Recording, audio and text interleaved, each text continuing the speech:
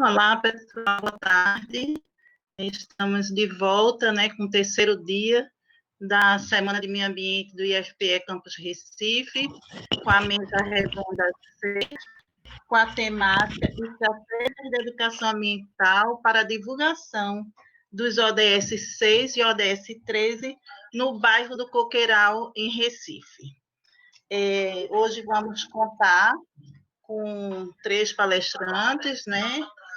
Jéssica Dias, assistente social formada pela UFPE, Jéssica já está aí, pós-graduada em política pela PUC-Rio e atua como coordenadora do projeto Rio Limpo, Cidade Saudável, no Instituto Solidário, desde o ano de 2016. Ela desenvolve ações de articulação comunitária e incidência política no bairro do Coqueiral. Integra o Comitê Gestor do Movimento Renovar Nosso Mundo e também o Movimento Nacional Nós na Criação e à Frente de Evangélicas e Evangélicos pelo Estado de Direito em Pernambuco. Nossa segunda palestrante, Mônica Barbosa, nossa segunda palestrante, Nádia Freitas, tem graduação em Química pela UFRPE, é especialista em gestão de pessoas e planejamento organizacional. A Adjane trabalhou 25 anos como gerente executiva na indústria automotiva em Pernambuco e São Paulo. Atualmente, ela atua como consultora e docente na área de gestão e formação de líderes. E é aluna do nosso mestrado profissional em gestão ambiental do IFPE. E a nossa terceira palestrante, Mônica Barbosa, é aluna do 5º período do curso de Tecnologia e Gestão Ambiental do IFPE Campus Recife e participa do PIBEX, do Programa de Bolsas de Incentivo à Extensão. Ela é bolsista desde 2019, atuando em projetos de extensão desenvolvidos pela Sala Verde Chico Sainz. A área da Compesa, na gerência de meio ambiente, realizando atividades de educação ambiental. Bom, para os que estão chegando hoje, né, nas mesas redondas da Semana de Meio Ambiente, essa semana ela foi está sendo coordenada pela Sala Verde Chico Sainz, que faz parte de uma rede de projetos Salas Verdes do Ministério do Meio Ambiente, da qual sou coordenadora no Campus Recife, e a Sala Verde ela desenvolve ações de educação ambiental, em parceria, né, com o curso de graduação em gestão ambiental, curso de licenciatura em geografia, com o mestrado em gestão ambiental, com os cursos de especialização em educação ambiental cultural e o curso de especialização em sustentabilidade urbana. Nesse evento especial, a gente começa também a parceria com a Diretoria de Educação à Distância, né, e desde já a gente agradece todo o apoio da DEAD, aí na pessoa de Tiago Ribeiro, que está coordenando, viabilizando a transmissão das mesas redondas, né. A nossa Semana de Meio Ambiente, ela é um evento comemorativo ao dia 5 de junho, o Dia do Meio Ambiente, e que este ano teve como tema central a biodiversidade, né? E aí o IFPE Campo Recife escolheu como temática para essas mesas redondas biodiversidade, desculpa, e uso sustentável dos recursos naturais. Então, nós vamos dar início à mesa redonda 6 com Jéssica. Eu passo a palavra para ela. Boa tarde a todos, sejam muito bem-vindos. Então, boa tarde a todos e todas. Como a professora Tereza informou, eu me chamo Jéssica Dias, né, atuo no Instituto Dari como assistente social e coordeno o projeto Rio Limpo Cidade Saudável. Desde já eu gostaria de agradecer essa oportunidade que o IFPE está dando, né, para a nossa atuação institucional no bairro de Coqueiral. Também especialmente agradecer a iniciativa da Sala Verde Chico Sainz, né, por estar dando ênfase a essa questão ambiental num momento tão urgente para ser discutido tudo isso que a gente está discutindo aqui. Primeiro, eu gostaria de dizer que o Instituto Solidari é uma organização que não é de recorte ambiental, mas atua nessa demanda ambiental por uma necessidade urgente e objetiva na qual ela está imersa, que é a questão das enchentes do Rio Tigipió. Como vocês podem ver aqui na lâmina do meu PowerPoint, eu vou falar do Rio Tigipió e as suas populações, uma agenda socioambiental no bairro de Coqueiral. Aqui está a logo do Instituto Solidari e do projeto Rio Limpo Cidade Saudável, que é o projeto que integra um dos diretos do Instituto. Então, sobre isso, eu gostaria de dizer que o Instituto Solidário é uma organização da sociedade civil, de direito privado, do segmento da assistência social, criado no ano de 2016, por iniciativa da Igreja Batista em Coqueiral e lideranças comunitárias. Desenvolve ações em Recife, região do Agreste Pernambucano, semiárido dos estados de Pernambuco, Paraíba e Rio Grande do Norte, possui 3 programas, 17 projetos e tem um público de 2.018 beneficiários. Integrando dos programas do Instituto Solidário, que é o programa 180 graus, né, está o projeto Rio Limpo Cidade Saudável, que tem por objetivo a diminuição dos impactos ocasionados pelas enchentes do Rio Tigipió sobre as comunidades ribeirinhas, através de uma ação conjunta realizada por organizações de base comunitária, movimentos sociais, socioambientais e instituições da sociedade civil. Como eu havia dito antes, o Instituto Solidari, ele não é uma organização ambiental, mas ele tem uma problemática nessa área por estar inserido numa comunidade que é ribeirinha ao Rio Tigipió e que é extremamente afetada pelas enchentes do rio, né? E aí, fazendo um mapeamento dos principais problemas que nós identificamos enquanto instituição, está a ineficiência de políticas públicas focadas nos recursos hídricos e de saneamento. A gente sabe que isso é uma realidade nas periferias do Brasil, então, a precarização da moradia da população de baixa renda e, consequentemente, não há um saneamento que possa atender a essa população, até porque são casas autoconstruídas dentro de uma possibilidade que está de acordo com a realidade dos moradores que moram nesses lugares. Outro problema são as enchentes permanentes. Anualmente ocorre enchente no Rio Tigipió. O rio ele já perdeu a sua configuração inicial. Quando nós fazemos o resgate histórico das narrativas, principalmente das pessoas mais antigas do bairro, e relatam que tomavam banho no rio, pescavam camarão no rio, lavavam roupa no rio, e hoje esse rio está extremamente assoreado, a sua calha está totalmente estreitada, né? Muitas das casas elas são construídas na calha principal do Rio Tigipió, e quando chove, transborda, porque a água não possui vazão para correr, e acaba inundando todo o bairro de Coqueiral. Então, isso faz com que muitas famílias sejam atingidas diretamente e outras indiretamente por conta das enchentes. E assim, aqui eu retrato que a enchente é anual, mas já aconteceu de anos terem mais de 2 ou 3 enchentes no único ano. Então, muitas famílias perderam seus objetos, muitas pegaram muitas doenças mais de uma vez no ano por conta da constância das enchentes do Rio Tigipió. A precarização das condições de moradia da população, como eu falei, né, a gente vive uma realidade bem difícil para a população que está na periferia da cidade. A gente sabe que há uma fragmentação socioespacial do direito à cidade, então muitas casas elas são precarizadas por conta do déficit habitacional, elas não têm para onde ir, acabam tendo que estar em locais de alagados, em locais de morro, e isso faz com que muitas famílias acabem sendo acometidas por situações altamente degradantes, como são as enchentes que acabam entrando em suas casas. A ausência de educação socioambiental para a população afetada pelas enchentes também é uma problemática que nós levantamos quando pensamos em lançar a proposta do Rio Limpo Cidade Saudável, né? Há uma cultura do descarte muito grande, então são gerações que já cresceram vendo suas famílias descartar o resíduo doméstico de suas casas no Rio Tigipió, e isso vem se perpetuando, né?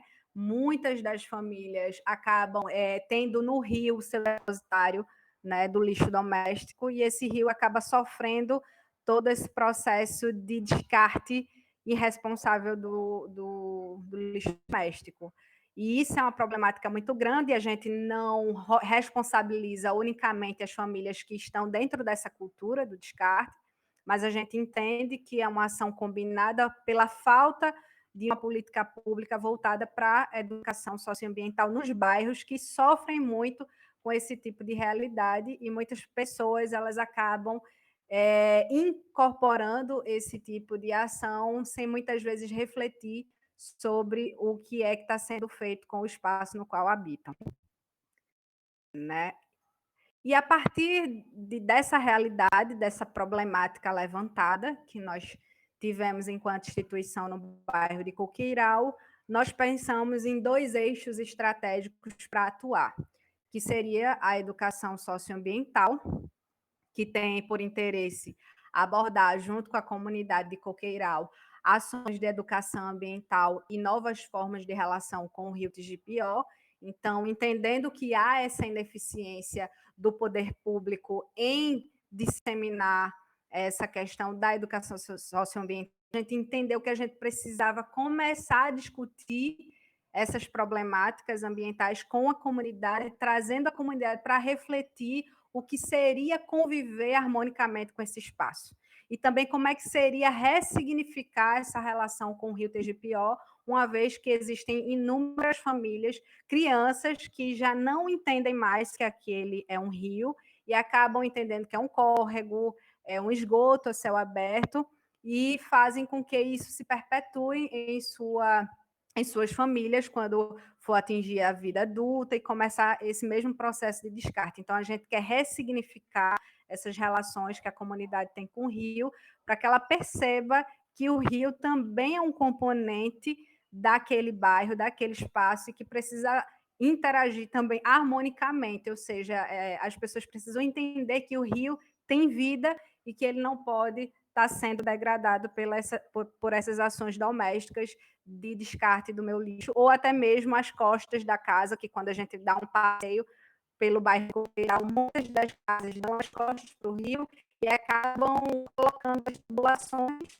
né, do seu esgotamento doméstico para o rio de Pior. Então, a gente quer problematizar isso com as pessoas que estão morando às margens do Rio de Pior, e a gente viu na educação socioambiental uma forma de começar a dar os primeiros passos nesse diálogo e nessa ressignificação.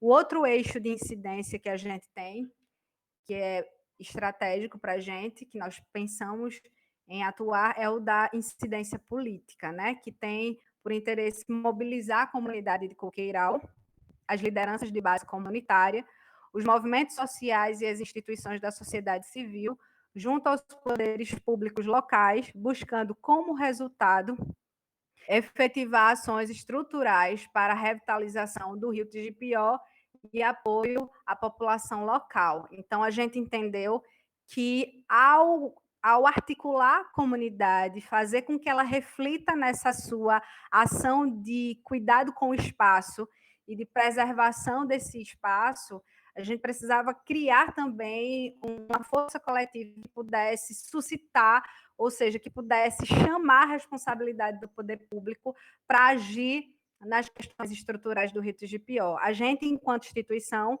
a gente não tem esse poder de mexer na estrutura que hoje degrada o bairro de Coqueiral, que degrada o Rio Tigipió, e, assim, também não é nosso interesse, porque a gente entende que existe uma responsabilidade macroestrutural, que essa é do Estado, e que ele precisa assumir esse lugar de estar revitalizando o Rio e, consequentemente, né, dando dignidade às pessoas que estão nesses espaços. Então, a gente viu na incidência política um processo de rearticulação, né, fazer com que essa comunidade ela se entenda como um sujeito coletivo capaz de ter força e reivindicar por ações concretas que estejam na agenda do poder público, no plano diretor da cidade, onde muitas vezes os rios de médio porte ou de pequeno porte não são cobertos pelas políticas hídricas do município ou até mesmo do estado, justamente pela não expressividade comparada a outros rios, como a gente tem na cidade do Recife, em outras cidades. E aí a gente quer colocar o Rio Tegipió na pauta de discussão e de planejamento do poder público, seja ele municipal ou estadual. E aqui a gente caminha para as principais ações realizadas que a gente vem desenvolvendo desde o ano 2016. Só ressaltar que a gente tem um banco de imagens extenso de ações que a gente veio desenvolvendo de 2016 para cá, mas eu precisei ser objetiva para minimamente mostrar para vocês como é que tem se dado a nossa trajetória de atuação ao longo desse período. Então, de início, a gente fez um grande seminário envolvendo lideranças comunitárias, sejam elas de igrejas locais, de escolas, lideranças dos bairros, para estarem tendo uma palestra sobre desastre local, né? Esses eventos que acontecem por conta das enchentes, de todo as intempéries que acometem os bairros a passarem por esse tipo de situação. Então, nós trouxemos uma pessoa nacionalmente conhecida e formada na área, que tem experiências até mesmo fora do Brasil, e essa pessoa ela deu uma formação estratégica para, de início, já sensibilizar essas lideranças e essas pessoas estratégicas para estarem se aproximando dessa iniciativa que até então a gente estava iniciando no bairro de Coqueiral. E logo em seguida também nós fizemos uma audiência pública no bairro de Coqueiral. A gente viu a necessidade que era preciso fazer uma escuta qualificada da comunidade para a equipe técnica lá da Câmara Municipal do Recife. Então, a gente não quis levar para a Câmara Municipal, e a gente entende o quanto é difícil trazer uma audiência pública para o bairro, montar uma mesa técnica no bairro, e aí nós nos engajamos e conseguimos trazer, né, o representante da Comissão do Meio Ambiente da Câmara, o representante da ELURB, Ministério Público. Então, as autoridades elas tiveram uma escuta qualificada da comunidade, do que a comunidade sentia, como era estar nesse processo de degradação das suas casas, das suas famílias, porque muitas famílias são muito fragilizadas com esse processo de enchente. Então, a gente priorizou que a comunidade falasse e que essa mesa técnica ela pudesse ouvir, e aí a gente pensar em possibilidades que pudessem atender a esses anseios comunitários. Também fizemos uma série de conferências, que é essa terceira foto aqui, de conferências de escuta comunitária, né? Nós entendemos que o principal ator nesse processo é a comunidade, porque é a comunidade que está no dia a dia, é a comunidade que está sentindo os impactos das enchentes do Rio de Janeiro, é a comunidade que tem autoridade e legitimidade para falar sobre o que acomete elas ao longo de todos esses anos. E então nós fizemos 5 conferências de escuta comunitária em cada bairro, que a gente fez um mapeamento de 5 bairros de início que margeiam o Rio de Janeiro. Temos uma ênfase ao bairro de Coqueiral, porque é o bairro que a gente está incidindo com os nossos projetos, e cada bairro foi escutado, né, cada bairro, que eu digo, é cada pessoa que reside nesse bairro pôde ser escutada. Teve uma pessoa que está fazendo a transcrição do que estava sendo real. Então, nós gravamos esse momento, nós pegamos as principais ideias que partiram da comunidade, que poderiam ser propositivas para poder a gente incidir sobre essa realidade que a gente estava se propondo. Após as 5 conferências de escuta comunitária, nós fizemos uma grande conferência de culminância, que foi trazendo todos os bairros que passaram pela conferência local de escuta, e nós elegemos, a partir do que foi escutado em cada local desse, quais eram as principais propostas e que precisariam ser votadas para a gente poder construir um documento e protocolar essa petição nas prefeituras de Recife e Jaboatão dos Guararapes.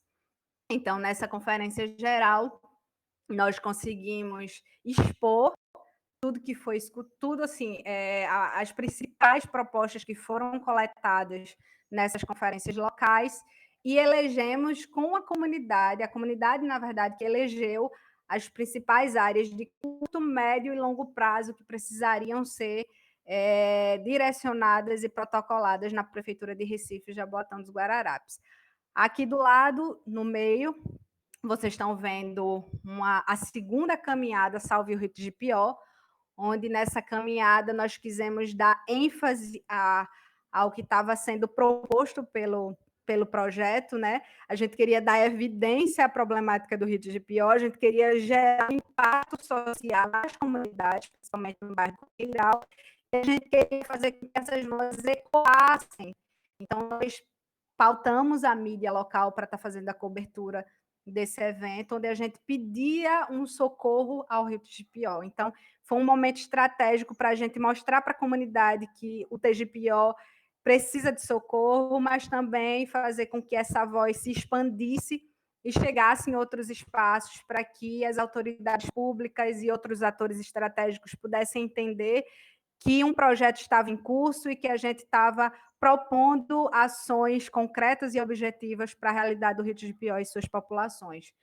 Nessa foto mais adiante, que é aqui do lado, nós fizemos uma audiência pública também na Assembleia Legislativa do Estado de Pernambuco, onde, não sei se está dando para vocês verem aí no YouTube, mas ao fundo o plenário está bem lotado, nós enchemos um ônibus de pessoas, de estudantes, de lideranças comunitárias, de pessoas que compõem a comunidade para estar indo para a Assembleia Legislativa e a gente pautar essa questão do Rito de Pior e das populações lá. Então, tinham diversas autoridades que receberam o nosso convite também e que estiveram presentes.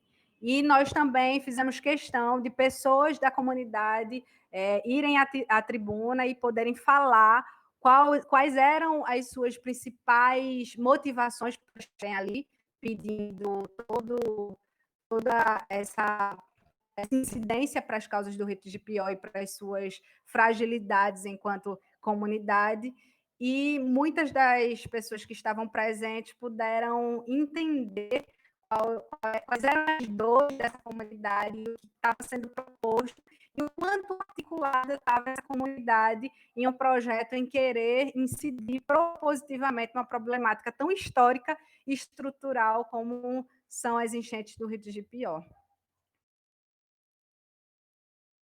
Aqui nessa primeira foto, no canto esquerdo, estão as quase 14 mil assinaturas que nós coletamos, um abaixo-assinado onde a gente disseminou em diversos locais para poder gerar uma pressão nos poderes públicos locais. Então, aquelas propostas de curto e longo prazo que nós colhemos nas conferências locais e elegemos na conferência geral, nós juntamos a esse abaixo-assinado. Então, nós quisemos tanto ter a proposta quanto ter a pressão comunitária. Então, nós unimos essas duas coisas e, como vocês podem ver na foto do meio, nós reunimos lideranças comunitárias e fomos protocolar nas prefeituras de Recife e de Jaboatão dos Guararapes, né, numa tentativa de dizer aos executivos desses espaços, aos prefeitos e às secretarias, porque nós não só protocolamos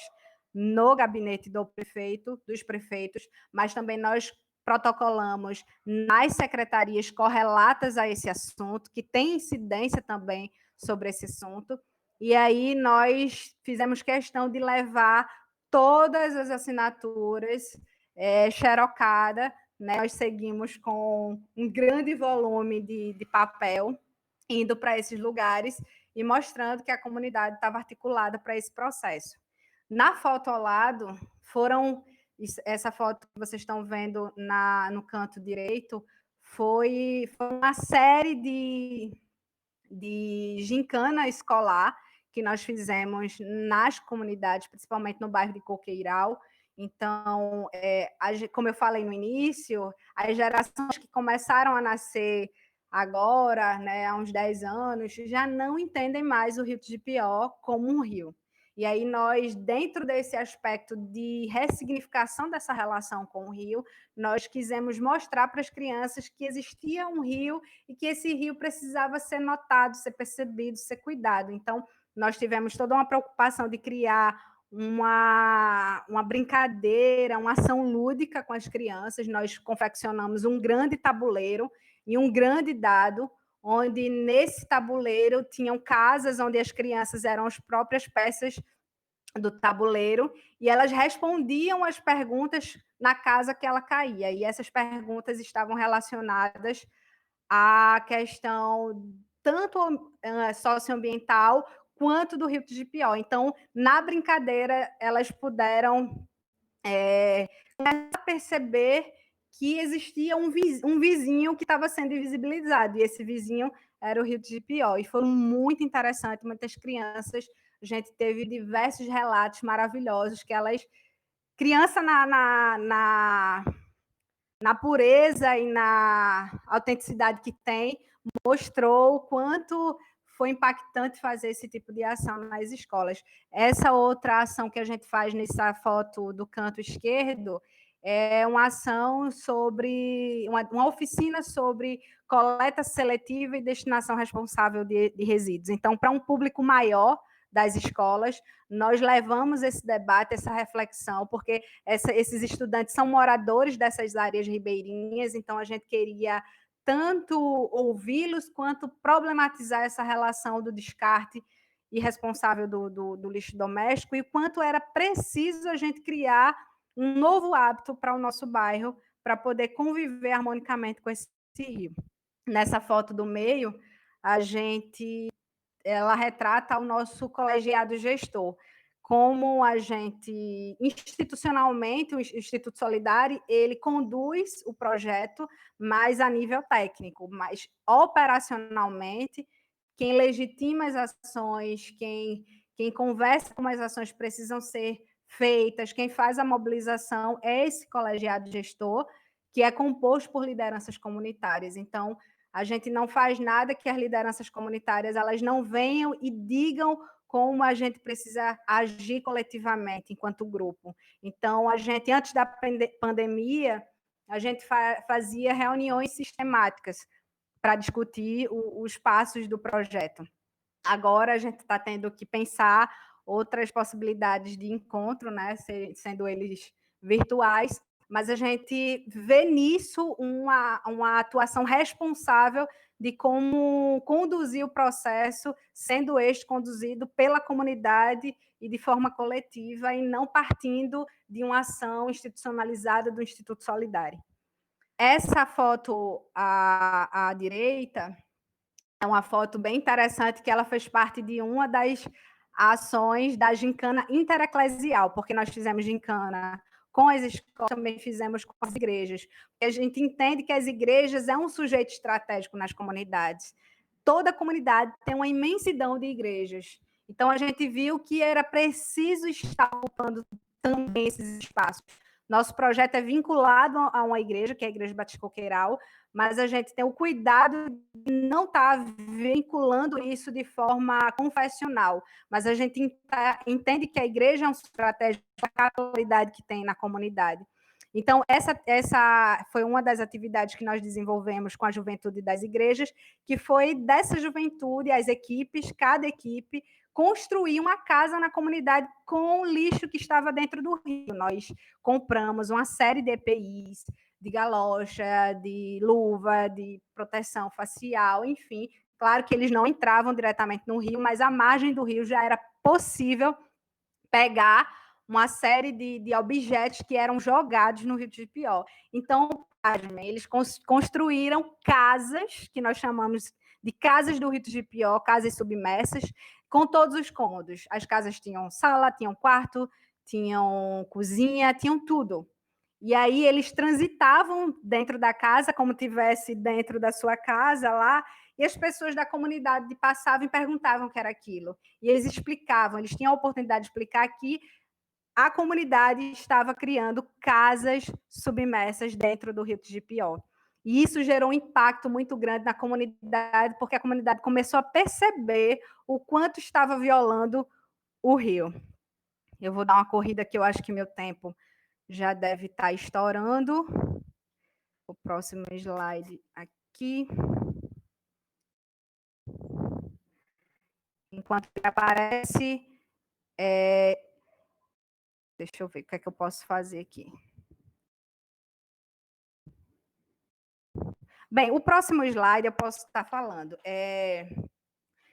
Próximo slide, as fotos, que é uma foto do Comitê Metropolitano Sul da Bacia, que incorpora a Bacia do Rio de Pió. Então, foi uma iniciativa que a gente viu que era preciso ser feita, que era a composição de um dos integrantes do nosso comitê gestor a estar integrando esse comitê metropolitano, porque a gente entende que a gente precisa estar nos espaços de controle social, que a gente precisa estar onde formula a política também, né? Então, a gente conseguiu fazer com que um dos integrantes do comitê gestor do nosso projeto pudesse ser eleito também para a gestão que está vigente agora no Comitê Metropolitano Sul. E a outra foto que estava nesse slide era uma foto de uma apresentação institucional que nós fizemos do projeto para a Comissão de Meio Ambiente da OAB.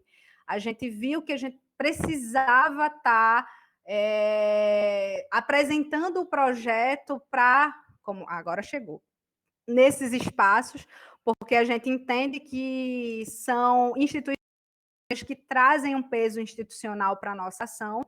Né? Nós também apresentamos para o Ministério Público, mas, assim, como eu falei, não dá para colocar todas as fotos.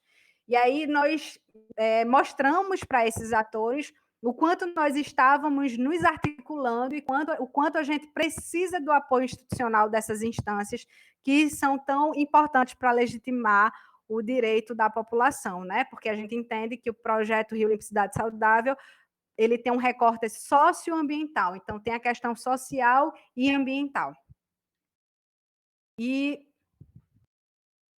já no finzinho aqui, para finalizando a minha fala, tenho que me dá muito orgulho de dizer para vocês que então, o que aconteceu no dia 5 de dezembro do ano passado, que foi o lançamento do Fórum Popular do Rio de Jequitinhonha. Diante dessa trajetória que a gente veio correndo e dos atores que a gente foi agregando ao longo da trajetória, a gente viu que já era maduro, nós já estávamos maduros em constituir o nosso fórum, né? O que a gente chama de forte, né?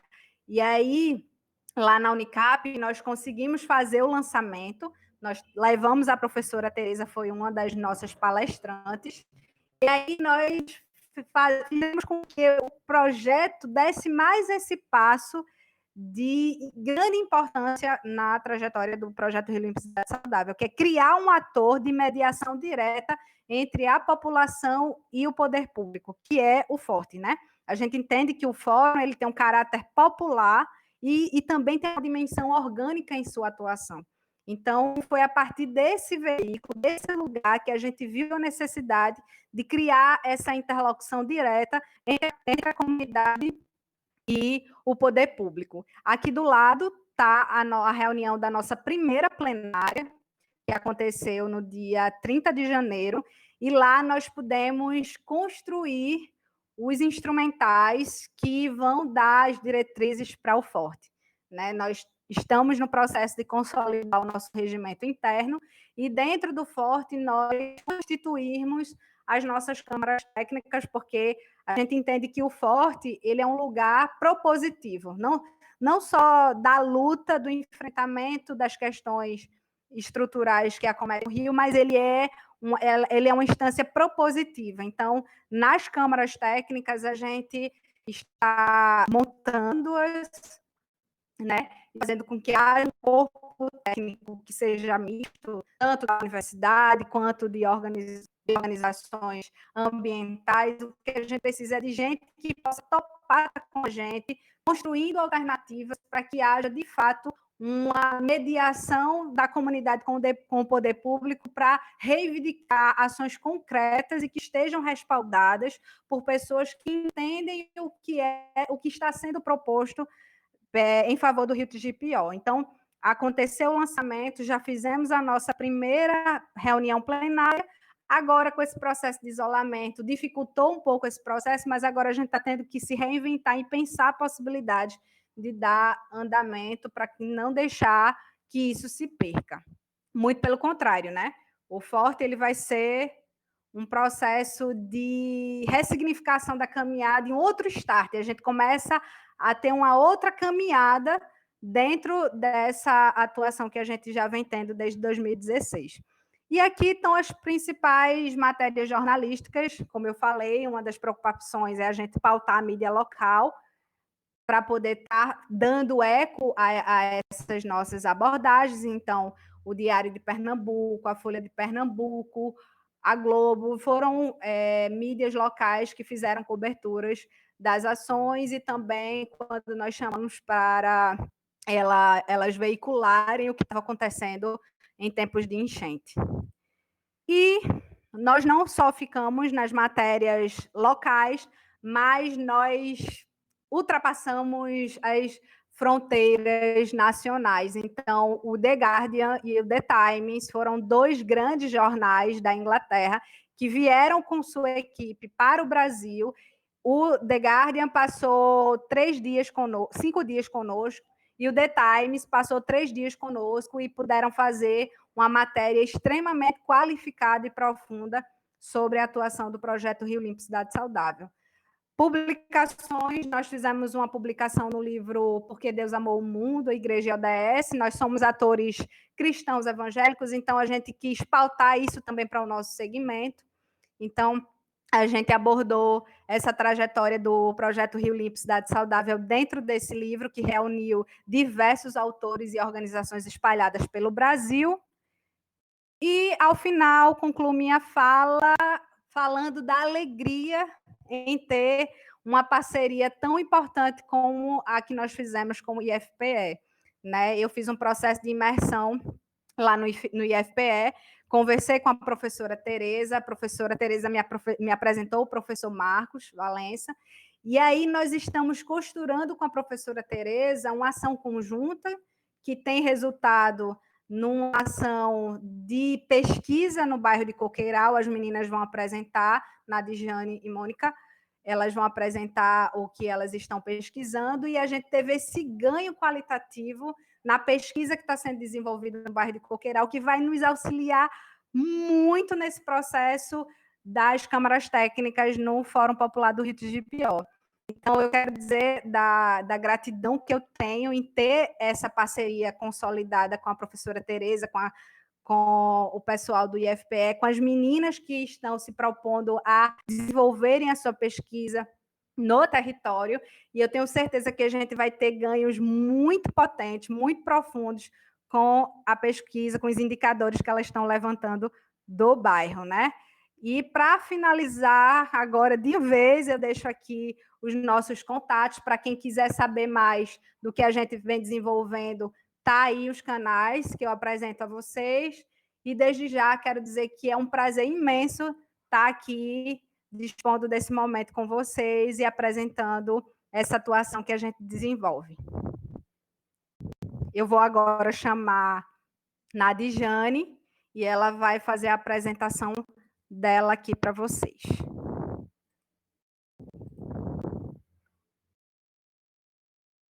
Olá, pessoal, boa tarde.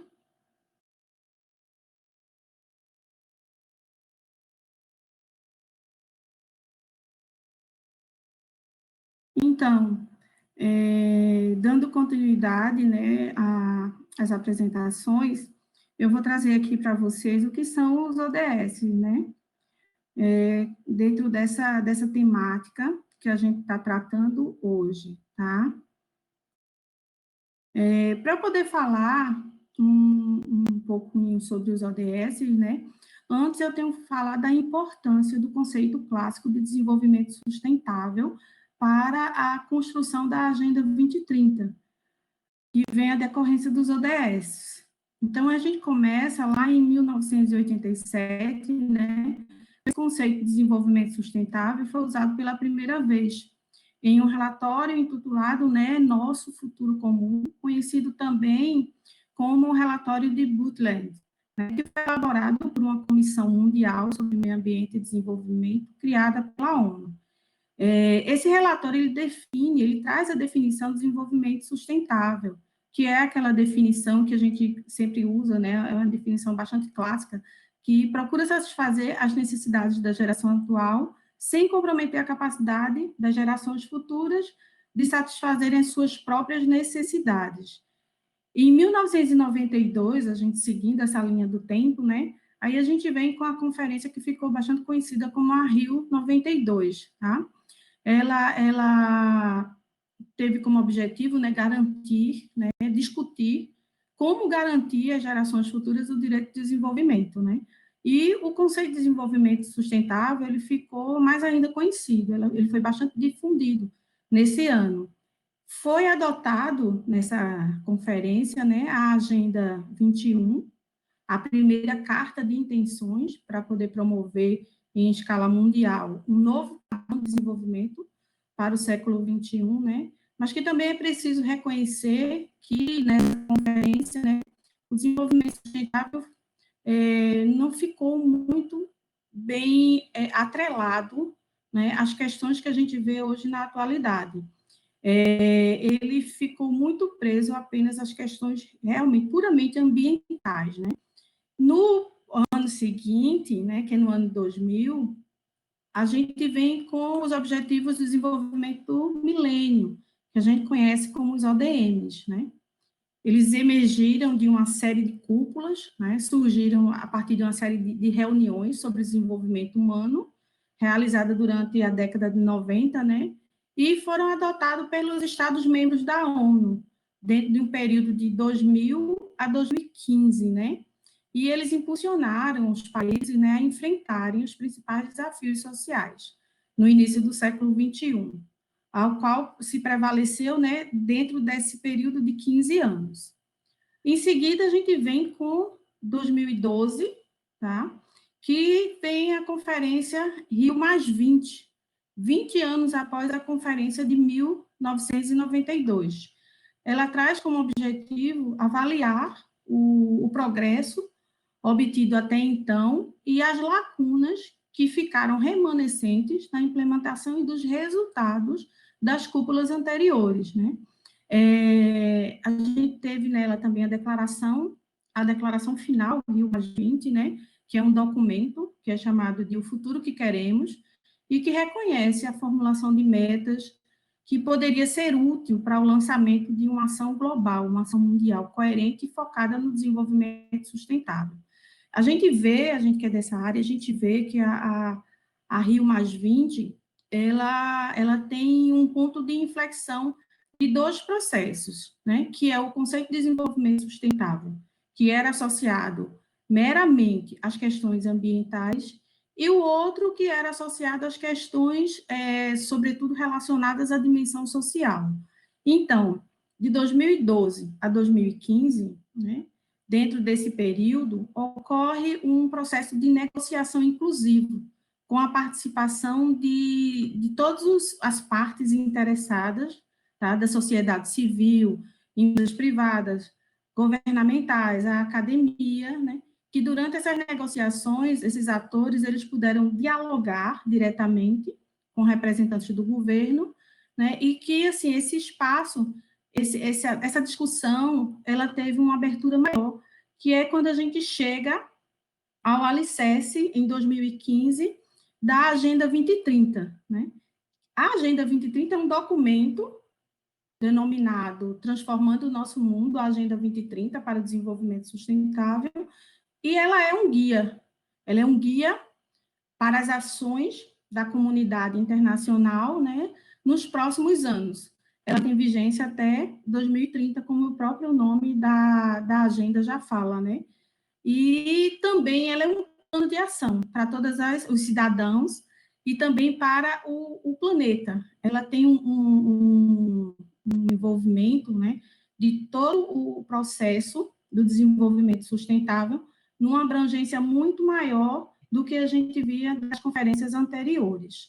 Então, assim, a gente faz um arrebatamento, né, do ano de 1987 até 2015, e que a gente vê, ponto a ponto, a construção dos pensamentos, a construção das ações e das decisões em todos os âmbitos, para poder chegar à Agenda 2030 e os ODS, né, os Objetivos do Desenvolvimento Sustentável.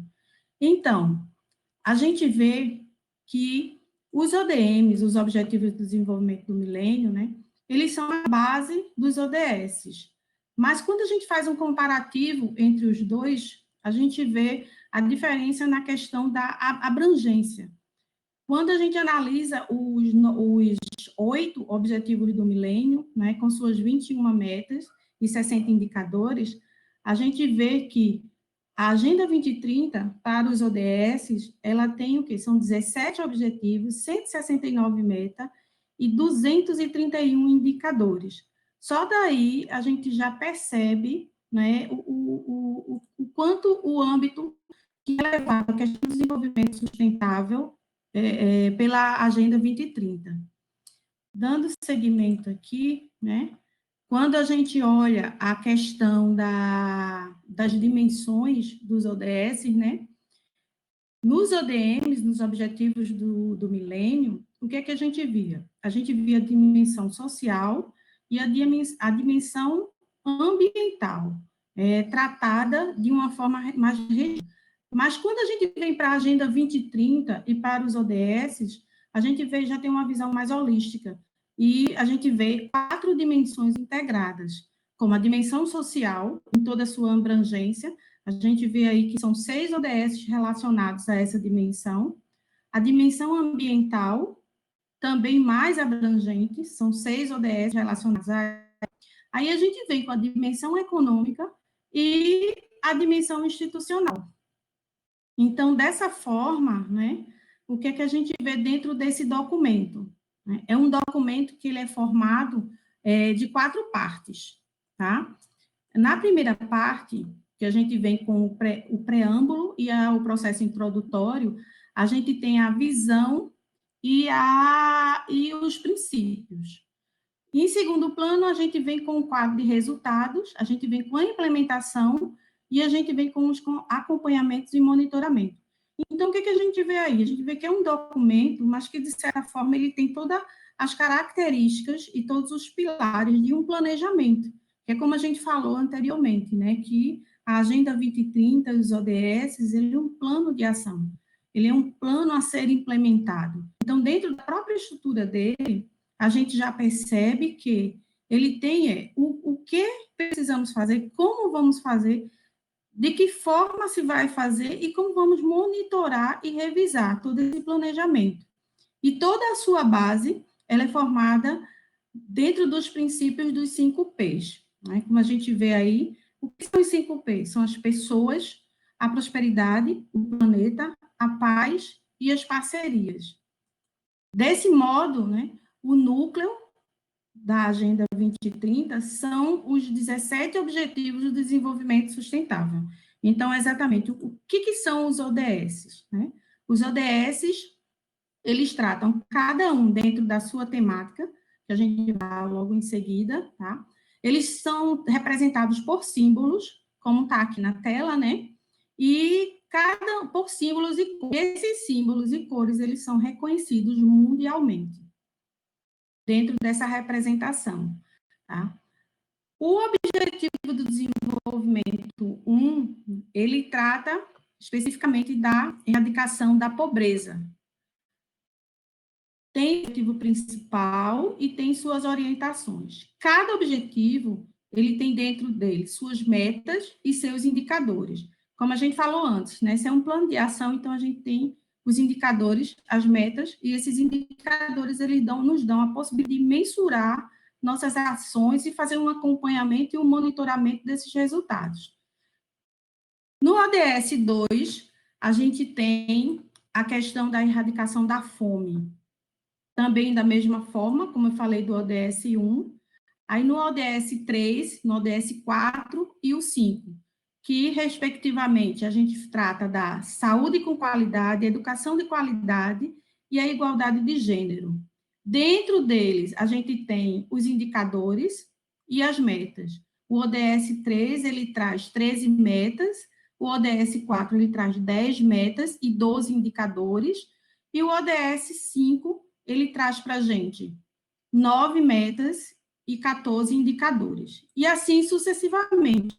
A gente vem com o ODS 6, que trata da água potável e do saneamento, o ODS 7, que fala das energias renováveis, o 8, trabalho digno e crescimento econômico. Então, assim, cada ODS, você vê as temáticas elas fazem uma abordagem bastante ampla para todas as problemáticas e conflitos que a gente tem dentro da convivência social, como também da questão do regimento público, né, do regimento governamental e do regimento também social. Como a gente tinha visto antes, a dimensão dos ODS, né, ela tem uma amplitude bastante significativa e que pode ser aplicada tanto por um cidadão, pode ter contribuição do cidadão, como também das empresas privadas, da academia e do segmento público, né? Enfim, então a gente chega no ODS 10, que o tema é reduzir as desigualdades, o ODS 11, que são cidades e comunidades sustentáveis, o ODS 12, produção e consumo sustentável, o ODS 13, que a gente traz a ação climática, né? As ações com relação aos intérpretes das ações climáticas. Nesse ODS em específico, a gente tem 5 metas e 8 indicadores. O ODS 14, que trata da proteção à vida marinha, a gente vem com as questões do desenvolvimento sustentável, né, da dimensão ambiental. O ODS 15, que traz para a gente teve no 14, vida marinha, o 15 ele já traz a questão dos ecossistemas terrestres, e o 16 e o 17, que trata da dimensão institucional, né? O 16, ele traz para a gente a temática de paz, justiça e instituição eficazes, e o 17, ele traz parcerias para a implementação dos objetivos. Então, como se vê, é uma agenda completa. Os objetivos de desenvolvimento sustentável eles podem ser aplicados de uma forma bastante abrangente e geral, mas que eles têm um significado para a tomada de decisão e para trazer para a gente resultados melhores com relação ao desenvolvimento sustentável. Aquelas telas que eu trouxe anteriormente para vocês, né, elas vêm de plataformas digitais, que qualquer pessoa pode acessar, tá, para consulta aos ODS, aos 17 ODS. Então, temos a plataforma da ONU, as estratégias ODS, temos também a plataforma da Agenda 2030, e eu trago como exemplo essa daqui para vocês, que é a que eu mais gosto de utilizar, que é a ODS Brasil. Então, ela traz todo o contexto teórico com relação à agenda e com relação a cada ODS, né? E quando você clica em qualquer ODS desse aqui, ela nos remete à plataforma do IBGE, onde a gente vai ter os indicadores de cada objetivo desse. Eu trouxe aqui como exemplo para vocês o indicador de água potável, né? O acesso à água potável, que é o 6.11, que é do ODS 6, que a gente falou anteriormente, que é o água potável e saneamento. Então, esse aqui é um gráfico, ele é atualizado automaticamente com os dados da plataforma do IBGE. Esses dados aqui que eu estou trazendo para vocês, esse aqui foi atualizado ontem, né?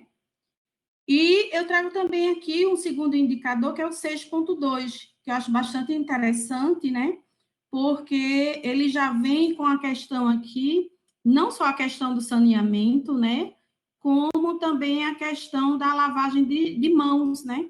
A instalação de água para lavagem de mão, que é justamente você vê que é uma visão contemporânea e que a gente tem aí as questões atuais da pandemia, né, do vírus, e que a gente deve estar constantemente lavando as mãos.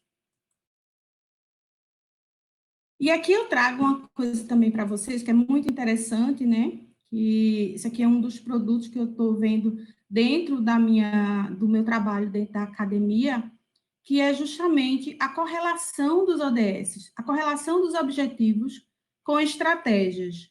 Que estratégias são essas, né?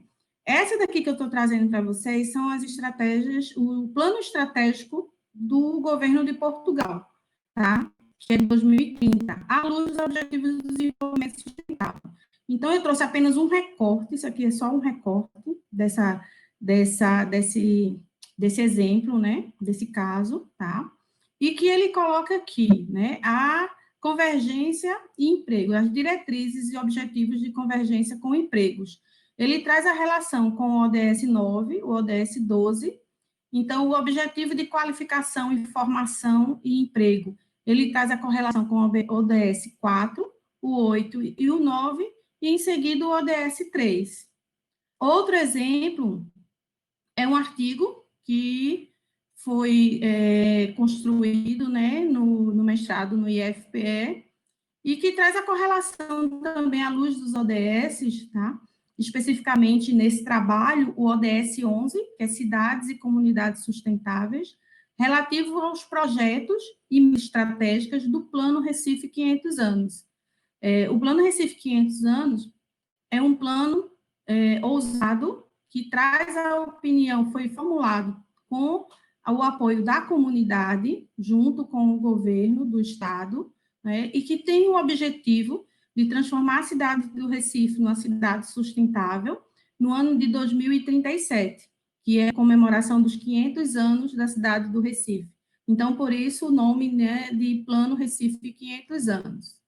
Ele tem correlação em quase 85% de seus projetos, né, com os objetivos do desenvolvimento sustentável, especificamente o que foi analisado são as metas do ODS 11. Em seguida, eu trago também um quadro que é de uma indústria, que ele traz gestão à vista e ele relaciona, né, as estratégias internas da empresa com os 17 ODS, onde é que estão relacionados. Então, isso aqui, para um gestor, né, sendo um plano estratégico, ele tem uma visão geral e um percentual em dados de quanto é que ele está conseguindo atender a uma política que traz o desenvolvimento sustentável tão vivo para a gente. E aqui, né, os trabalhos acadêmicos que a gente desenvolve, como Jéssica falou anteriormente, lá no bairro do Coqueiral, tem eu como aluna do mestrado, né, que trago a questão dos desafios da aplicação do Objetivo do Desenvolvimento Sustentável, ODS 6, que trata da água potável e do saneamento para o bairro do Coqueiral, com interface com o Rio Tegipió. Tem a colega da minha turma também, que é a Vasti, que ela já trata já da questão dos resíduos sólidos, da gestão de resíduos sólidos no bairro, com a conexão com o Rio Tegipió. E temos Bruna, né, que é do curso de Tecnologia em Gestão Ambiental, que já traz a capacidade de resiliência dos moradores do bairro do Coqueiral frente à ocorrência das enchentes. Então, essa aqui foi uma visita, essas duas fotos, né, a gente traz a visita lá no bairro do Coqueiral, lá no Instituto Solidário, para a coleta de dados, né, e se interar com o pessoal do projeto. E aqui, gente, eu termino, agradeço a todos vocês, muito obrigada pela atenção, né? Aqui tem os meus contatos, tá? E agora, Mônica, né? Mônica vai apresentar para vocês a questão da aplicação dos ODS.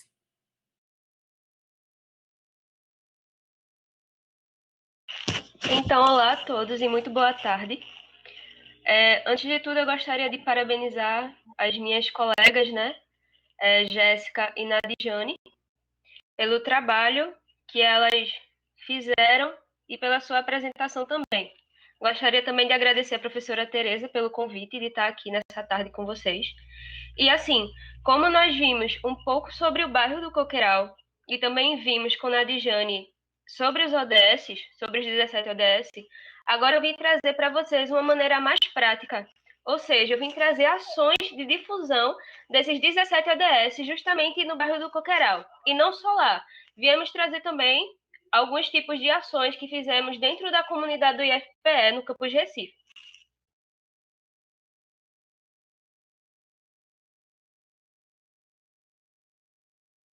Então, já que eu vim trazer essa maneira mais prática, eu dividi essa apresentação em duas partes.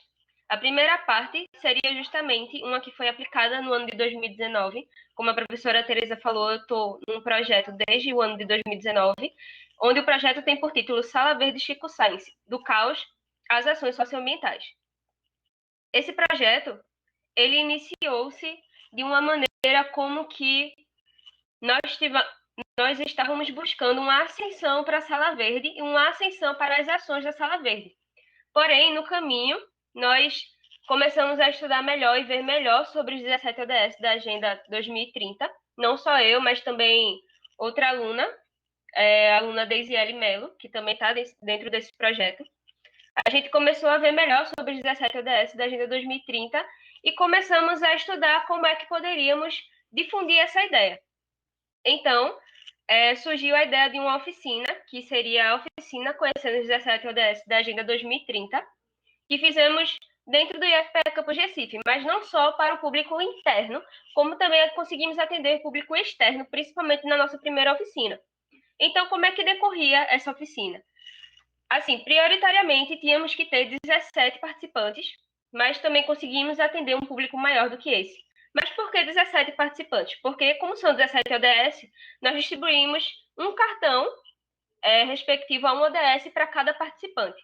E depois disso, nós discutimos também um pouco sobre a ideia do desenvolvimento sustentável, como surgiu os 17 ODS, e depois qual era o papel de cada participante. O papel deles era dizer justamente essa pergunta que eu coloquei no slide. Qual é o papel dos cidadãos na difusão dos 17 ODS?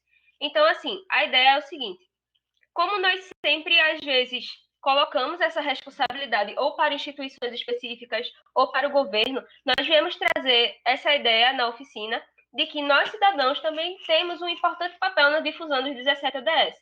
Então, foi o que trouxemos para ele. Sempre tinha algumas discussões iniciais. Ah, mas eu não consigo, por exemplo, no ODS 1, erradicar a pobreza, eu não consigo, isso não é um papel de um cidadão só. Mas aí a gente foi discutindo melhor e a gente foi vendo que, sim, nós cidadãos temos esse importante papel e esse importante poder de conseguir difundir os 17 ODS.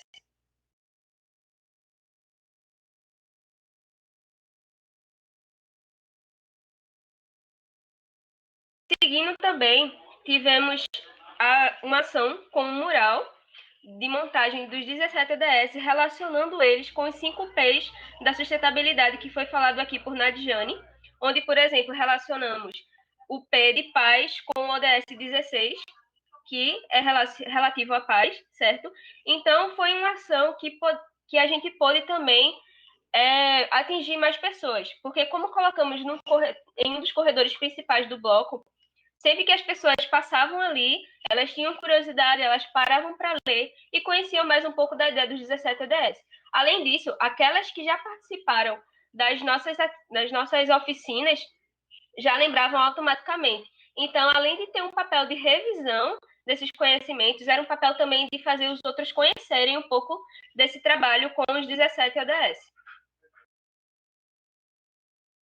Na segunda parte dessas ações, a gente tem um projeto de 2020, um projeto mais atual, que tem por nome Sala Verde Chico Sainz e a Educação Ambiental para a difusão dos 17 Objetivos de Desenvolvimento Sustentável da Agenda 2030.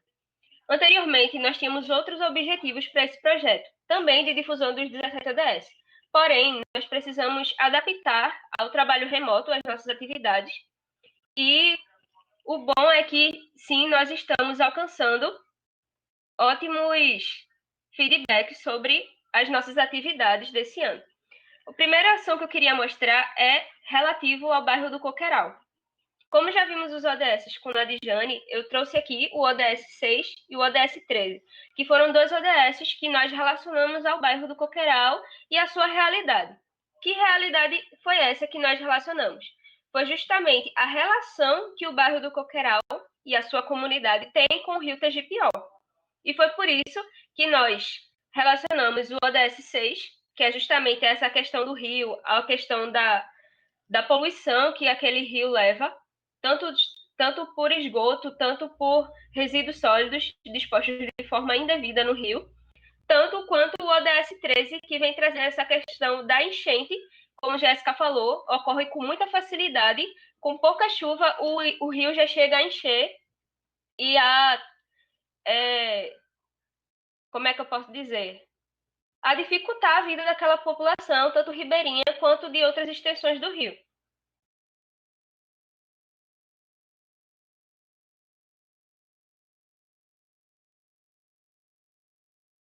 Como é que nós visamos aproveitar esse trabalho no bairro do Coqueiral? Nós inicialmente começamos com a aplicação de um questionário de percepção ambiental. E esse questionário ele vem se subdividindo em 4 partes. A primeira parte é sucintamente apresentando o projeto, o objetivo dessa pesquisa e também buscando coletar algumas informações dos participantes, ou seja, da comunidade do Coqueiral, como, por exemplo, idade, escolaridade e até mesmo se eles já tinham ouvido falar alguma vez dos 17 ODS.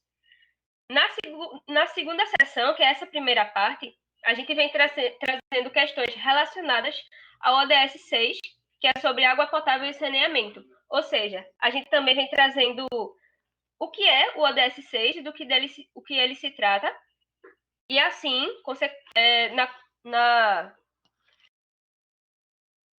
consecutivamente, nós vemos trazendo as questões sobre percepção ambiental daquela comunidade, certo? E essa percepção é muito importante para a comunidade saber em que meio ela está inserida, certo? E como é que ela deve tratar esse meio onde ela se insere. Então, por exemplo, vemos trazendo a questão 1, que é sobre o ODS 6. Na próxima parte do questionário, na parte 2, a gente já traz questões relacionadas ao ODS 13, também trazendo o que é o ODS 13, certo? Como a gente sempre tem um público que não sabe o que é muito importante a gente dizer o que é antes de aplicar a pesquisa. E eu trouxe aqui também uma questão relativa ao ODS 13 para que a comunidade venha dizendo para nós a sua percepção sobre o ODS em questão. Já na terceira parte do questionário, a gente vem trazendo questões relacionadas à mobilização social no bairro do Coqueiral em prol do desenvolvimento sustentável. Então, nessa parte, a gente vem querendo saber ações que já são aplicadas no bairro do Coqueiral e que ações a população gostaria de participar ou gostaria de ver tendo ali no bairro.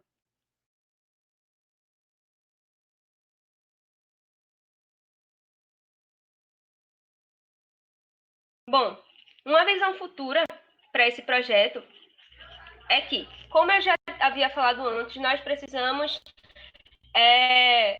modificar para uma forma remota de trabalho. Porém, não pretendemos ficar só nessa forma. Quando a nossa realidade normalizar, nós temos uma visão futura para esse projeto, que é justamente direcionar essas ações de percepção ambiental para atividades presenciais.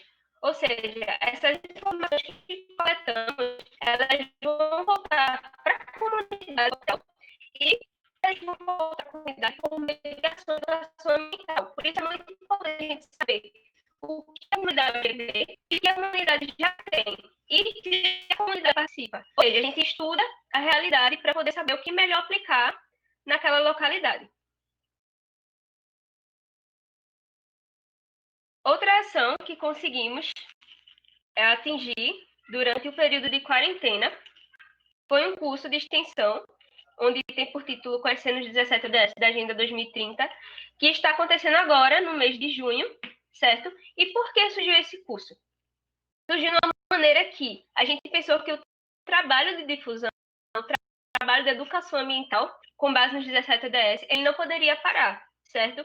Então, assim, a gente formulou esse curso, eu juntamente com a professora Tereza Dutra, a gente formulou esse curso que tem como base 4 módulos, que eu vou mostrar daqui a pouco, e o curso ele contou com 33 inscritos, onde para a gente não são só inscritos, são 33 pessoas impactadas, certo?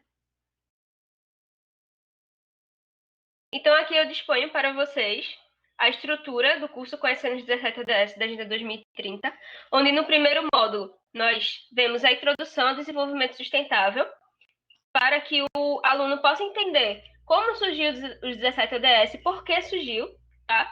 No módulo 2, Conhecendo os 17 ODS da Agenda 2030, nós vamos trazendo essa ideia que eu falei anteriormente. Qual é o papel do cidadão no cumprimento e na difusão dos 17 ODS, tá?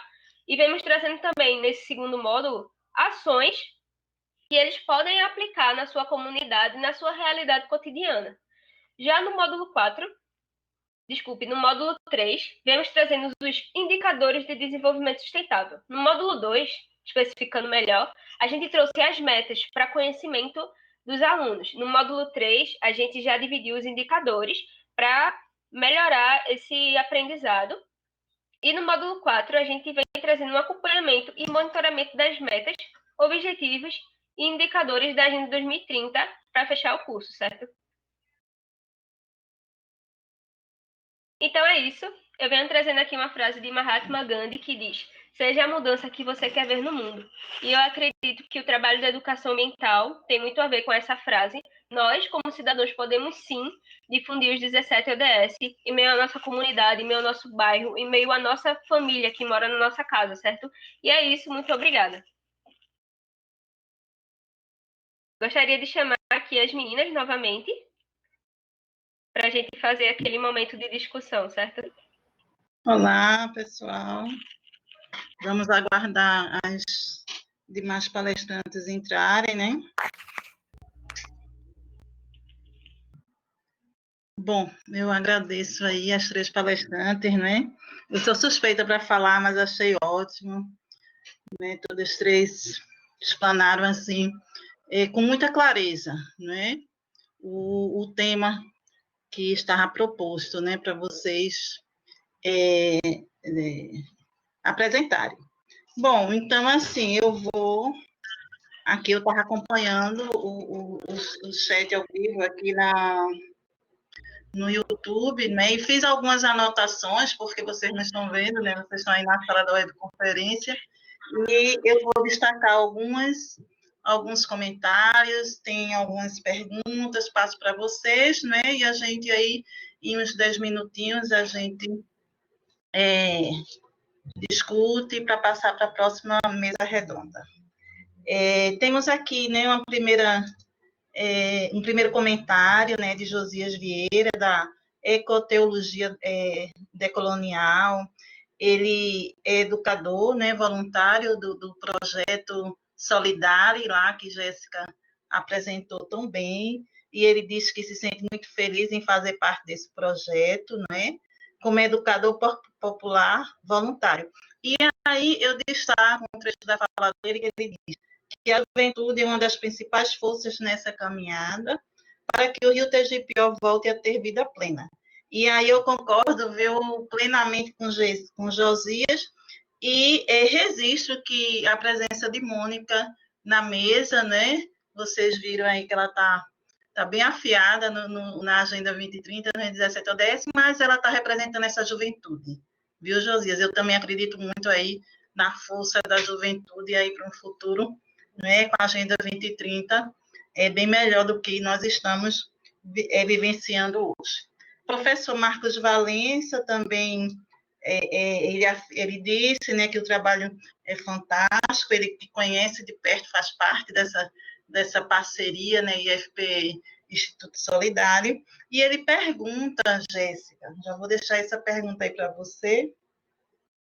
Ele diz, né, que a escuta da comunidade significa respeitá-la, dar os parabéns, ele trabalha muito nesse contexto, né, de ir à comunidade, escutar, trazer esse saber, né, popular para a academia e voltar, né? Você conhece o trabalho de Marcos.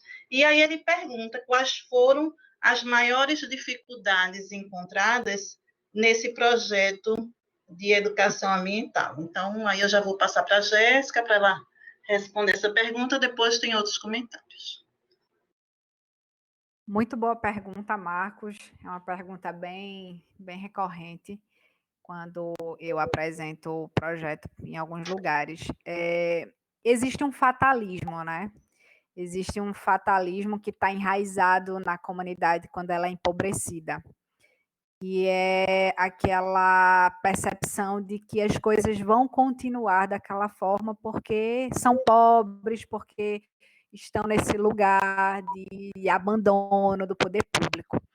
E aí, muitas das pessoas que a gente tenta mobilizar para estar nesse processo de educação socioambiental, a gente primeiro tem que fazer um processo de convencimento que isso tem condições de acontecer, né?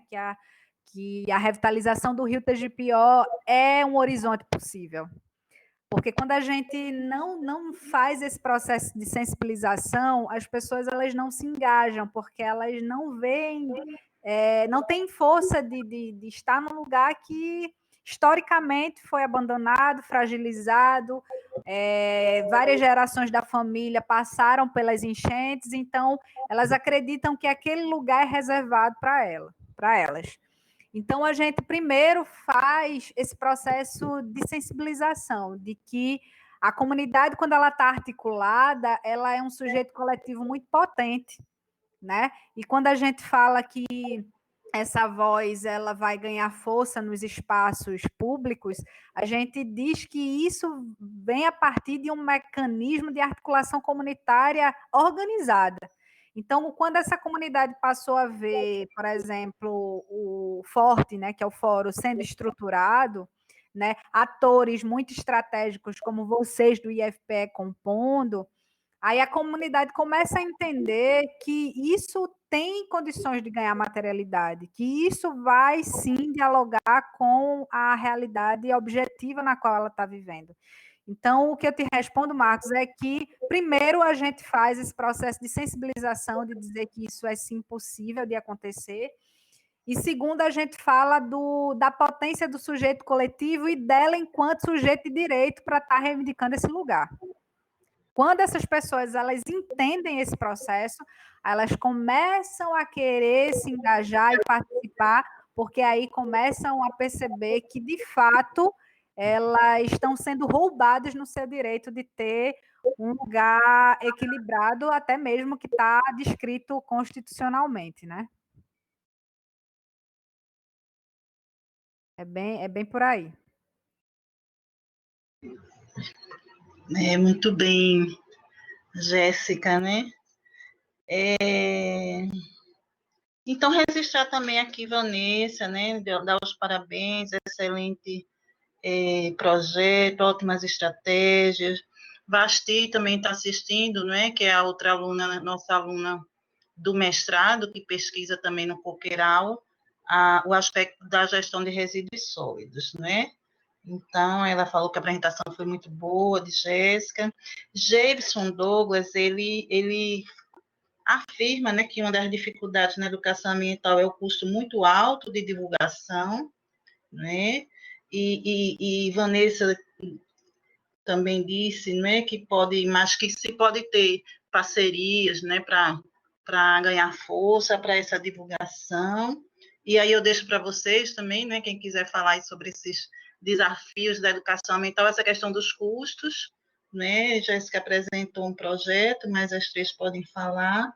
Professora Marília, né, diz que toda mudança de comportamento, que aí essa proposta, né, da Agenda 2030, ela traz estratégias e que muitas vezes, né, a comunidade, o cidadão precisa mudar um pouco os seus hábitos, né? Então, ela diz que nessa mudança, né, precisa do engajamento dos diversos autores. A gente tem visto aqui nas falas, né? A gente tem o ODS 17, citado aí bem explicado por Nadijane, que é das parcerias.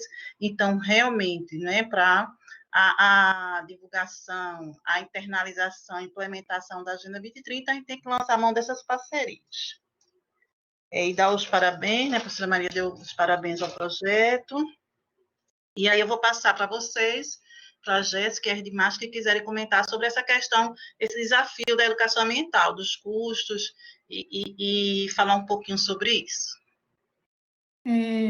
Eu, particularmente, né, eu venho da indústria automotiva, né, como gestora. Né, eu venho do setor privado, foram mais de 20 anos no setor privado, e hoje eu estou na área acadêmica e na área educacional. A área de educação, para mim, só fazendo um adendo, né, para poder mostrar a importância desse tema, a área de educação, para mim, é tudo. Então, para conseguir chegar, né, num posto de gerente executivo, numa área privada, de uma indústria metalúrgica, né, foi através da educação. Então, quando a gente fala de educação, né, da importância da educação, também como abrangendo a questão da educação ambiental, eu falo que um dos maiores custos, não me refiro ao custo financeiro, eu acho que um dos maiores custos é a força de vontade de estudar, é a força de vontade de propagar a educação ambiental, é a força de vontade de ter estratégias e didáticas para que haja o envolvimento e que haja a participação e o empoderamento das pessoas dentro dos projetos. Porque se a gente vê projetos de sucesso, vários projetos, a gente não tem um custo atrelado a isso que seja uma coisa muito alta. Mas o maior custo disso é a questão de como ser colocada a educação ambiental, de que forma ela é trazida e de que forma ela é levada para as pessoas. Então, é o efeito dela, que eu acho que eu não poderia citar a questão de custo, mas o efeito dela, o prazer do resultado, é que a gente teria trazer isso com mais força e com mais presença no momento atual. Mônica, quer falar alguma coisa? Você que realiza, né, essas ações de educação ambiental, vem realizando desde o ano passado. Levando em consideração também, né, Jane, a questão da acessibilidade, né? Que a gente pode estar levando às pessoas. Por exemplo, nas nossas oficinas de 17 ODS, eu esqueci até de citar esse ponto, mas eu trouxe uma foto que é o globo terrestre circulado pelos 17 ODS. Inclusive, está atrás da imagem da professora Tereza no vídeo dela. Mas, assim, é um material simples, certo? É um material simples, mas que, se a gente vê, é muito acessível.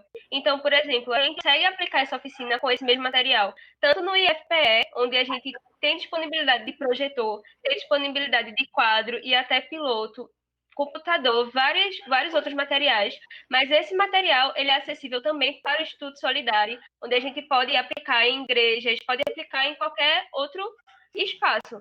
Então, essa questão da acessibilidade é muito importante também nesse trabalho de educação ambiental que a gente faz. Bom, e aí eu gostaria de destacar que quando nós iniciamos em 2019 esse trabalho da oficina de Agenda 2030, eu me reuni com a equipe, né? Na época era só eu, Mônica e Deisiele, a outra aluna bolsista Pibex, e eu disse às meninas, nós temos um desafio, porque nós não vamos utilizar computador, data show, nós vamos porque algumas comunidades que nós queremos trabalhar, nós queremos chegar, eles não têm computador data show, e aqui também no IFP, às vezes a gente tem para sala de aula, mas não tem para levar para o campo. Então, o desafio era elaborar um material de baixo custo, que qualquer instituição, seja uma escola pública, seja uma associação de bairro, seja uma ONG que trabalha na comunidade, pudesse confeccionar.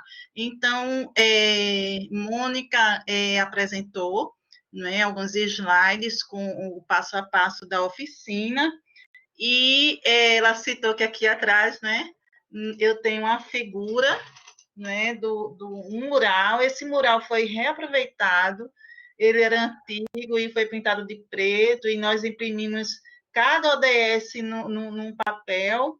E aqui minha filha se envolveu, né, porque quem trabalha com meio ambiente, né, as parcerias também são familiares e com os amigos, e com alguns imãs ela construiu aí esse quadro que vocês estão vendo, acho que dá para ver, né, aqui atrás. Então, Mônica mostrou o mural que ele, Deise e ele, montaram lá no corredor do IFPE. Ela mostrou a foto da oficina que nós fizemos no chão da Sala Verde. Então, o objetivo é a gente desenvolver uma tecnologia de baixo custo, né?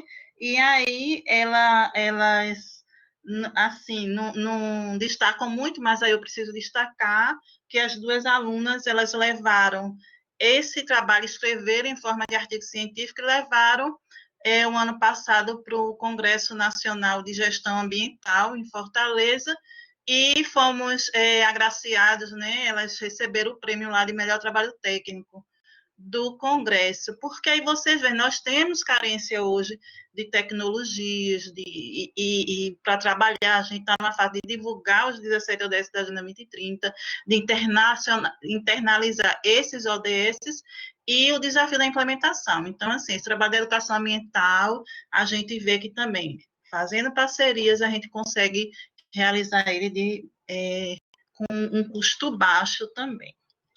Bem, gente, então assim, eu não posso me prolongar, né, porque a gente tem a próxima mesa, né, eu já estou vendo o professor Bento já está aguardando, né, e deixa eu ver mais alguma fala. Aí, Laiane, né, nossa aluna querida do sexto período, representante de turma, bem atuante aí na divulgação, agradeço a Laiane, da Semana de Meio Ambiente, ela dá os parabéns à Mônica, né, pela apresentação, pela segurança, não é um desafio, mas está aí, né, vencendo esse desafio.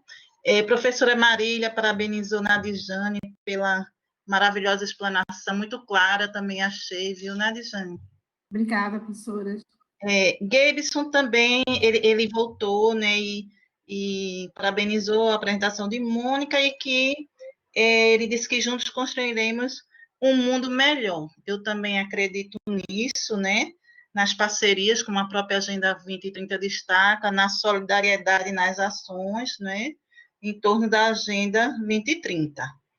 Bárbara, Bruna, Laiane, Hanna deram os parabéns para a apresentação de Mônica e das demais.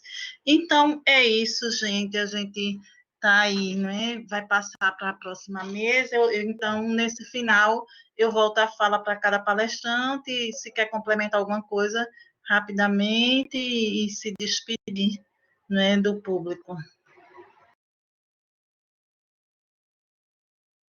Posso passar? Jéssica quer começar, depois Nadijane e Mônica na sequência, pode ser? Pode ser. Então, desde já eu quero agradecer pela oportunidade. A gente entende que esse é um espaço muito forte, né, para a gente poder estar dando visibilidade às ações que estão sendo desenvolvidas no bairro de Coqueiral. E desde já eu quero lançar um convite, né? O Fórum Popular do Rio de Jequipió é um espaço aberto, não só para quem mora em Coqueiral, mas para quem queira se engajar na luta do Rio de Jequipió.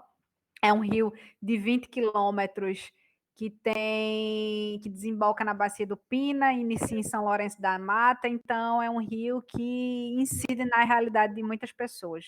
Então, eu convido, nós estamos precisando de pessoas para estar dando esse apoio no fórum e para que esse engajamento ele seja fortalecido. Gratidão por essa oportunidade. A todo mundo, ao IFPE, a professora Tereza, a Mônica, a Nadijane.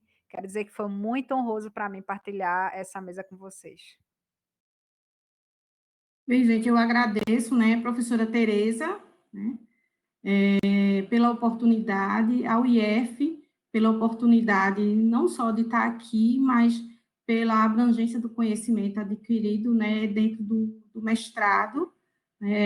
Eu sou suspeita de falar a professora Tereza, né, que é minha orientadora, né, junto com esse desafio aí nosso com relação aos ODS, né, Agradeço Mônica, Jéssica, né, a todos vocês, a todos que estão aí participando, né, de estar escutando um pouquinho aí da nossa fala, dos nossos aprendizados e das nossas experiências. Muito obrigada.